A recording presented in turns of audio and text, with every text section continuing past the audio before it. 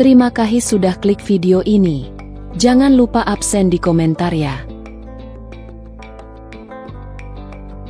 Raka adalah seorang pemuda pekerja keras yang tinggal di sebuah kamar kos sederhana di pinggiran kota. Kos itu terletak di sebuah gang sempit yang selalu basah ketika musim hujan, dengan dinding-dinding yang mulai memudar warnanya. Meski begitu, tempat itu cukup nyaman untuknya, seorang perantau yang baru saja memulai karirnya sebagai karyawan pabrik. Kos tersebut dimiliki oleh Bu Maya, seorang wanita parubaya berusia sekitar 40-an. Bu Maya adalah seorang janda yang telah lama hidup sendiri setelah suaminya meninggal beberapa tahun lalu. Ia dikenal sebagai sosok yang ramah dan perhatian kepada para penghuni kosnya, namun tetap tegas dalam mengelola kos agar tetap tertib. Awalnya, hubungan antara Raka dan Bu Maya hanyalah hubungan biasa antara pemilik kos dan penghuni. Raka selalu membayar uang kosnya tepat waktu, tak pernah membuat keributan, dan selalu menjaga kebersihan kamarnya. Sikapnya yang sopan dan rendah hati membuat Bu Maya merasa nyaman. Tanpa disadari, perhatian Bu Maya terhadap Raka perlahan tumbuh menjadi sesuatu yang lebih dalam.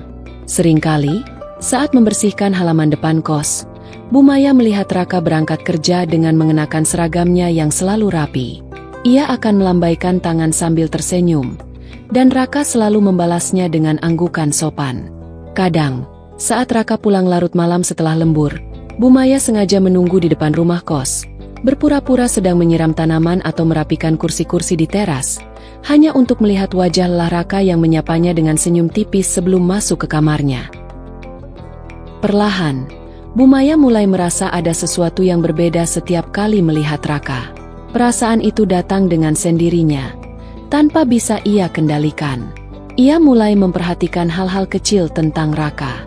Cara Raka menyapa dengan nada rendah tapi penuh rasa hormat, caranya menunduk sedikit saat berbicara dengannya, dan betapa jarangnya pemuda seperti itu ditemukan di zaman sekarang. Bu Maya tak pernah membicarakan perasaannya ini kepada siapapun. Ia menyimpannya sendiri, dalam diamnya saat malam mulai larut dan hanya suara kipas angin di kamarnya yang terdengar. Kadang ia bertanya pada dirinya sendiri, apakah perasaannya ini pantas? Seorang wanita parubaya yang mulai menyimpan rasa pada pria muda yang tinggal di rumahnya sendiri? Namun, setiap kali melihat Raka, ia merasa hidupnya kembali berwarna, seperti ada harapan yang tumbuh di hatinya yang sudah lama terasa sepi. Seiring berjalannya waktu, perhatian Bu Maya terhadap Raka semakin jelas. Ia mulai memperhatikan setiap detail tentang pemuda itu. Bagaimana Raka selalu merapikan sepatunya sebelum masuk ke kamar, cara ia mengucapkan terima kasih dengan nada rendah namun penuh hormat, dan bagaimana ia selalu menjaga kerapihan seragam kerjanya meski pulang larut malam dengan wajah lelah. Suatu sore, saat Raka baru pulang kerja, Bu Maya sedang menyapu halaman depan kos. Ia melihat Raka berjalan dari arah gerbang. Langkahnya pelan tapi pasti, dengan wajah yang tampak lelah namun tetap berusaha tersenyum ketika pandangan mereka bertemu. Raka baru pulang? Lembur lagi ya? Sapa Bu Maya sambil berhenti menyapu. Iya Bu, tadi ada pesanan besar di pabrik, jadi harus lembur. Jawab Raka sambil melepaskan sepatunya di teras, sedikit menunduk seperti biasanya saat berbicara dengan orang yang lebih tua. Bu Maya memperhatikan setiap gerakan Raka. Caranya menata sepatu, cara ia merapikan keras seragamnya yang sedikit kusut, dan bagaimana ia selalu berbicara dengan sopan. Ada sesuatu dalam sikap pemuda itu yang membuat hati Bu Maya berdebar. Mungkin karena sudah lama ia tak merasakan kehadiran seorang pria di dekatnya, atau mungkin karena Raka memiliki sesuatu yang membuatnya merasa dihargai sebagai seorang wanita. Saat itu, tanpa sadar, Bu Maya menawarkan sesuatu yang tak pernah ia lakukan sebelumnya. Kalau kamu mau, nanti mampir ke dapur. Ibu baru masak sayur asem. Mungkin bisa menghangatkan badanmu setelah kerja keras seharian. Raka sedikit terkejut, tapi ia tersenyum dan mengangguk. Wah, terima kasih, Bu. Nanti saya mampir kalau sudah mandi. Bu Maya merasakan ada kehangatan yang menjalar di hatinya. Sejak saat itu, ia mulai mencari-cari alasan untuk bisa berinteraksi lebih sering dengan Raka. Kadang, ia akan menanyakan hal-hal kecil, seperti apakah Raka butuh jemuran ekstra saat musim hujan, Atau apakah air di kamar mandinya mengalir lancar? Hal-hal yang biasanya ia anggap sepele, kini terasa lebih penting. Raka, di sisi lain, tak menyadari perubahan ini. Baginya, Bu Maya hanyalah pemilik kos yang baik hati, seorang wanita yang mengelola kos dengan disiplin namun tetap perhatian. Ia tak pernah merasa ada yang aneh, karena sejak awal, Bu Maya selalu memperlakukannya dengan baik. Namun, tanpa ia sadari, perhatian Bu Maya ini perlahan berkembang menjadi sesuatu yang lebih dalam. Setiap kali Raka berjalan melewati halaman kos, setiap kali ia mengucapkan salam sebelum masuk kamarnya, Bu Maya merasakan debaran di dadanya yang sulit ia kendalikan. Malam-malamnya kini diwarnai dengan pikiran tentang Raka. Kadang ia tersenyum sendiri ketika mengingat wajah pemuda itu yang selalu sopan dan ramah. Ia mulai merasa, mungkin hidupnya yang sepi selama ini memang butuh kehadiran seseorang seperti Raka. Malam itu, hujan turun dengan derasnya, memukul genting kos dan memantul di halaman kecil yang mulai dipenuhi genangan. Raka baru saja selesai mandi. Rambutnya masih basah, dan udara dingin membuatnya merapatkan handuk di lehernya. Ia baru saja duduk di tepi kasur, meraih ponsel untuk melihat pesan dari teman-temannya, ketika terdengar ketukan di pintu. Tok tok tok. Raka sedikit terkejut. Jarang ada yang mengetuk kamarnya malam-malam seperti ini. Ia segera bangkit dan membuka pintu. Di depan pintu, berdiri Bu Maya. Wajahnya sedikit basah terkena percikan air hujan yang terbawa angin dari jendela depan. "Maaf mengganggu, Raka. Bisa bantu ibu sebentar?" Lemari di kamar ibu terasa agak berat. Kayaknya perlu dipindahkan sedikit, ucap Bu Maya dengan nada agak ragu, tapi senyumannya tetap hangat. Raka mengangguk, tanpa berpikir panjang. "Oh tentu Bu, biar saya bantu." Ia mengenakan sandal jepitnya dan mengikuti Bu Maya ke kamar yang terletak di ujung lorong. Udara di dalam rumah kos terasa lebih dingin malam itu, dan suara hujan yang deras membuat suasana sedikit mencekam. Saat mereka masuk ke kamar Bu Maya, Raka langsung melihat lemari kayu besar yang dimaksud. Letaknya memang agak menjorok ke depan, seolah memakan terlalu banyak ruang. "Ini Raka, kalau bisa, geser sedikit ke samping biar nggak menghalangi jendela," ujar Bu Maya sambil menunjuk ke sudut ruangan. Raka segera mendekati lemari itu, meletakkan tangannya di sisi kayu yang dingin. Namun saat mulai mendorong, ia merasa lemari itu jauh lebih berat dari yang ia kira. Dengan sedikit mengerahkan tenaga, akhirnya ia berhasil menggeser lemari itu beberapa sentimeter. Saat Raka membungkuk untuk memastikan posisi lemari, Bu Maya berdiri di dekatnya. Begitu dekat hingga Raka bisa merasakan aroma sabun yang lembut dan sedikit wangi bedak dari tubuhnya. Sekilas, Raka merasakan sesuatu yang aneh, seolah ada ketegangan yang tak biasa di ruangan itu. "Terima kasih Raka," ucap Bu Maya sambil tersenyum. Matanya menatap Raka dengan cara yang berbeda. Ia tak langsung beranjak pergi, malah berdiri lebih dekat, membiarkan jarak di antara mereka semakin menipis. Raka terdiam sejenak. Pandangannya bertemu dengan mata Bu Maya. Dalam keremangan kamar yang hanya diterangi lampu meja, ia bisa melihat sesuatu yang belum pernah ia lihat sebelumnya. Tatapan itu penuh dengan harapan, mungkin juga keinginan yang selama ini tersembunyi. Bu Maya perlahan mengulurkan tangannya, menyentuh lengan Raka yang masih terasa hangat setelah mandi. Sentuhan itu begitu halus, namun cukup untuk membuat jantung Raka berdegup lebih cepat. Ia ingin mundur, tapi kakinya terasa berat, seperti ada sesuatu yang menahannya. "Raka, kamu baik sekali," bisik Bu Maya. Suaranya nyaris tenggelam dalam suara hujan yang masih deras di luar.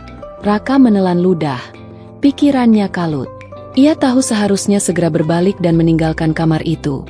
Tapi ada sesuatu dalam tatapan Bu Maya yang membuatnya tetap berdiri di sana, terpaku.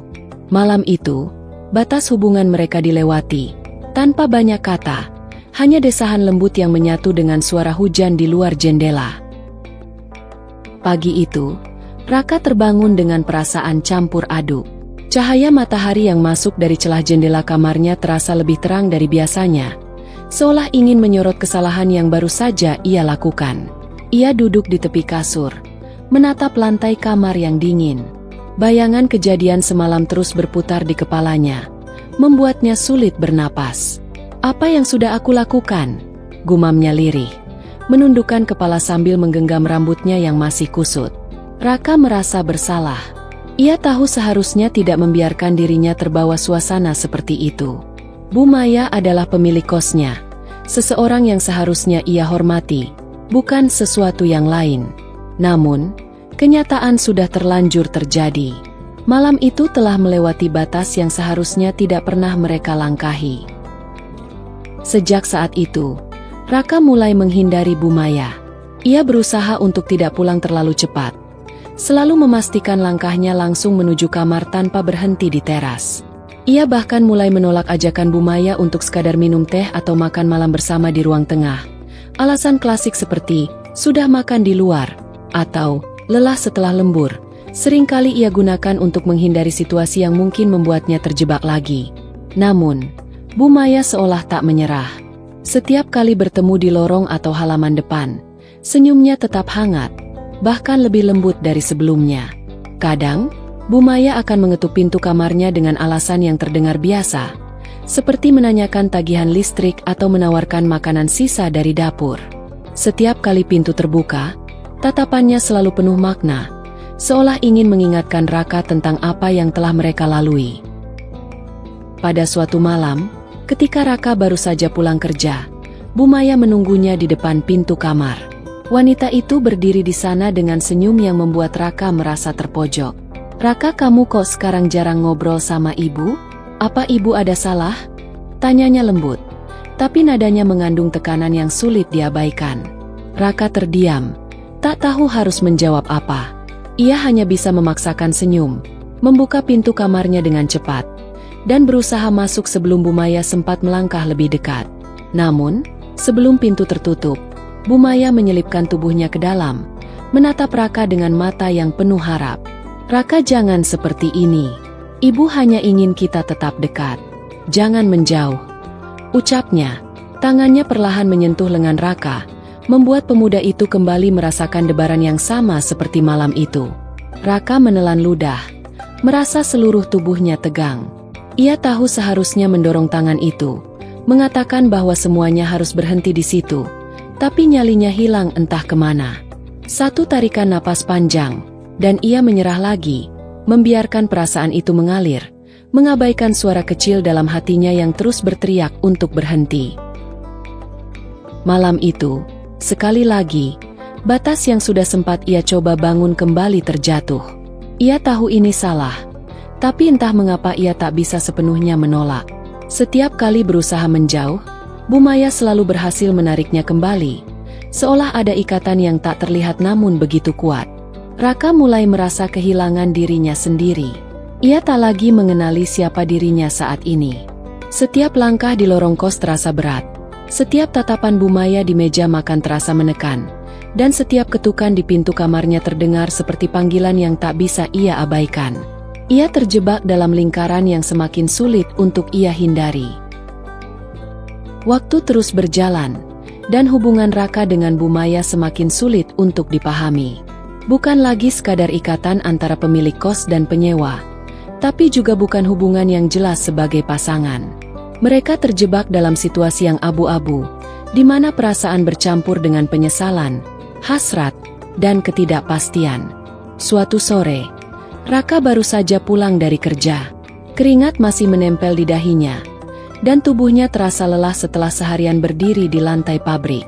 Ketika memasuki gerbang kos, ia melihat pemandangan yang membuat langkahnya terhenti sejenak. Di teras, Bu Maya sedang duduk bersama salah satu penghuni kos lain, Doni, seorang pemuda berusia akhir 20-an yang bekerja sebagai supir ojek online. Mereka tampak tertawa bersama, obrolannya begitu akrab. Bahkan sesekali tangan Bu Maya menepuk bahu Doni, seolah ada sesuatu yang begitu menyenangkan dalam percakapan mereka. Raka merasa dadanya berdesir. Sesuatu yang asing tapi kuat menguasai pikirannya. Ia tak pernah merasa seperti ini sebelumnya. Ada rasa panas yang tiba-tiba membakar di dalam hatinya, seolah-olah ia baru saja melihat sesuatu yang tak seharusnya ia lihat. Ia memperlambat langkahnya, berusaha mendengarkan percakapan mereka dari kejauhan. Doni terlihat begitu nyaman, sesekali mengangguk dan tertawa kecil, sementara Bumaya terus tersenyum, memperlihatkan sisi ramah yang selama ini Raka kira hanya untuknya. "Ah, jadi begitu ya, Mas Doni? Pantas saja kamu sering pulang malam," kata Bumaya sambil tertawa pelan. Raka mengepalkan tangannya tanpa sadar. Entah kenapa, ia merasa seolah ada sesuatu yang direbut darinya. Hatinya berdebar, bukan karena cinta, tapi lebih ke arah cemburu yang tak ia pahami. Bagaimana bisa Bumaya begitu akrab dengan orang lain, setelah semua yang terjadi di antara mereka? Ketika Raka akhirnya sampai di depan kamarnya, ia melihat Bumaya melirik ke arahnya. Wajah wanita itu langsung berubah. Senyumnya sedikit mengendur, dan ada sedikit kecanggungan di sana. Doni menoleh sejenak, lalu berdiri, memberi salam kepada Raka sebelum melangkah pergi ke kamarnya sendiri. "Raka, sudah pulang? Lembur lagi?" tanya Bumaya, mencoba membuka pembicaraan. Tapi Raka hanya mengangguk singkat dan langsung masuk ke kamarnya tanpa banyak kata. Di dalam kamar, Raka membanting tasnya ke lantai. Dadanya masih terasa sesak. Ia tak mengerti mengapa perasaannya begitu kacau. Bukankah seharusnya ia yang menjaga jarak? Bukankah ia yang berusaha menjauh? Tapi, kenapa melihat Bumaya dekat dengan orang lain membuatnya merasa seperti ini? Malam itu, kos terasa lebih sepi dari biasanya. Hanya suara kipas angin yang berputar di sudut kamar, menemani Raka yang berbaring dengan pandangan kosong ke langit-langit. Ia mulai sadar bahwa perasaannya sudah terlibat lebih dalam dari yang seharusnya. Mungkin, tanpa ia sadari, ia sudah menganggap Bumaya sebagai sesuatu yang lebih dari sekadar pemilik kos, lebih dari sekadar seseorang yang bersamanya di saat-saat terlarang. Suasana kos pun mulai berubah. Setiap langkah kaki di lorong terasa lebih berat, setiap obrolan di teras terasa lebih dingin, dan setiap ketukan di pintu kamarnya kini terdengar seperti panggilan yang menuntut jawaban, bukan lagi sekadar sapaan ramah seorang pemilik kos kepada penghuninya. Raka tahu, ia sudah terjebak dalam permainan perasaan yang sulit untuk ia kendalikan. Malam itu, Raka pulang lebih larut dari biasanya. Hujan baru saja berhenti, menyisakan udara dingin yang menusuk kulit. Pabrik tempatnya bekerja sedang dalam musim produksi tinggi, sehingga jam kerjanya diperpanjang tanpa banyak pilihan. Ia melangkah lelah melewati lorong kos yang sunyi, hanya diterangi lampu redup yang menggantung di atas kepala. Saat Raka membuka pintu kamarnya, langkahnya langsung terhenti. Di dalam, duduk di tepi kasur, Bumaya. Wanita itu menunduk. Jari-jarinya saling menggenggam erat di pangkuannya, seperti seseorang yang sedang menahan rasa cemas. Bumaya, ada apa?" tanya Raka. Suaranya terdengar ragu dan sedikit tegang. Ia bahkan tak sempat menutup pintu kamarnya dengan benar. Bumaya mendongak perlahan. Matanya tampak sembab, seolah baru saja menangis. Wajahnya pucat, namun pandangannya tajam, penuh dengan sesuatu yang sulit diartikan. Raka bisa merasakan ada sesuatu yang berat di udara, sesuatu yang bahkan dinginnya malam tak mampu membekukan. "Raka, kita perlu bicara," ucap Bumaya dengan suara serak, mencoba mengendalikan getaran di bibirnya. Raka menelan ludah, berdiri di ambang pintu tanpa berani melangkah lebih dekat. Ia tahu, apapun yang akan dikatakan Bumaya malam ini, akan mengubah segalanya. Ibu terlambat datang bulan, sudah beberapa minggu ini," lanjut Bumaya. Suaranya mulai pecah. Ia menunduk. Kedua tangannya kini saling menggenggam lebih erat. Buku-buku jarinya memutih. Dan tadi siang, ibu memeriksakan diri ke klinik. Raka merasakan darahnya mengalir lebih cepat. Jantungnya berdetak keras, hampir membuat telinganya berdenging. Ia ingin berbicara, ingin bertanya, tapi tenggorokannya terasa kering, seolah semua kata-kata tersangkut di sana. "Dokter bilang, ibu hamil, Raka, dan ibu yakin anak ini milikmu." Suara Bumaya pecah di akhir kalimatnya. Air matanya mulai mengalir, jatuh ke pangkuannya yang bergetar. Raka membeku di tempatnya. Dunia seolah berhenti berputar. Kata-kata Bumaya berputar di kepalanya, memukul keras dinding pikirannya yang sudah kacau. Semua itu terasa seperti petir di tengah malam yang sunyi. Ibu serius? Tapi, bagaimana bisa? Maksud saya, ini nggak mungkin. Raka akhirnya berhasil mengeluarkan suara, meski terdengar seperti bisikan putus asa. Ia melangkah mundur, punggungnya menyentuh daun pintu yang masih sedikit terbuka. Dinginnya kayu terasa menusuk di kulitnya. Bu Maya menghapus air matanya, berusaha menguasai diri. Ia menatap Raka dengan tatapan yang sulit diartikan, campuran antara harapan, ketakutan, dan tuntutan. Raka, ibu tahu ini berat, tapi kita nggak bisa berpura-pura seolah ini nggak terjadi. Ibu butuh kamu. Ibu nggak bisa menghadapi ini sendirian. Kamu harus bertanggung jawab. Raka merasa seluruh dunianya runtuh. Masa depannya yang dulu ia bayangkan sederhana, bekerja keras untuk menyambung hidup, kini terasa hancur berantakan. Ia tak siap untuk ini. Ia bahkan tak pernah membayangkan akan berada dalam situasi seperti ini. Bu, ini terlalu cepat. Saya nggak tahu harus bagaimana, bisiknya. Pandangannya mulai kabur oleh air mata yang tertahan. Bu Maya berdiri perlahan. Langkahnya goyah tapi penuh tekad. Ia mendekati Raka, mengulurkan tangannya untuk menggenggam lengan pemuda itu. Kita bisa hadapi ini bersama, Raka. Jangan tinggalkan ibu sendirian. Raka terdiam, jantungnya berdebar kencang. Seluruh tubuhnya terasa dingin, seolah hidupnya kini tak lagi ada di bawah kendalinya. Sejak malam itu, hidup Raka berubah menjadi labirin tanpa ujung. Setiap hari berlalu dengan beban yang semakin berat di pundaknya. Ia duduk termenung di kursi kayu di sudut kamar, menatap kosong tembok yang penuh dengan coretan dan bekas stiker. Pikiran dan perasaannya berputar liar, tak menemukan titik terang. Ini semua salahku, pikir Raka dalam hati. Ia tahu, semua yang terjadi sekarang adalah akibat dari keputusannya sendiri, keputusan yang dibuat tanpa pikir panjang, yang kini menuntut konsekuensi lebih besar dari yang bisa ia bayangkan. Tapi lebih dari itu, ia merasa tercekik oleh tekanan yang datang dari semua arah. Bayangan Bu Maya dengan perut yang mulai membesar, tanggung jawab yang harus ia jalani, dan ketakutan akan masa depan yang tidak jelas. Semua itu bercampur menjadi satu, menciptakan kegelisahan yang sulit ia sembunyikan. Di tengah keruwetan itu, Raka berusaha menyembunyikan masalahnya dari satu-satunya teman dekatnya di kos, Dimas. Seorang pemuda ceria yang selalu mampu mencairkan suasana. Dimas tak pernah curiga sedikitpun bahwa Raka menyimpan beban berat di dalam hatinya. Kalau sampai Dimas tahu, aku takut semuanya akan berubah. Dia mungkin akan menghakimi atau malah jadi ikut khawatir. Aku harus jaga rahasia ini sampai aku tahu harus bagaimana, pikir Raka. Menahan diri agar tidak bercerita meski hatinya sangat membutuhkan teman untuk berbagi. Namun, menyembunyikan kenyataan itu hanya membuat rasa bersalah dan kebingungan semakin menumpuk.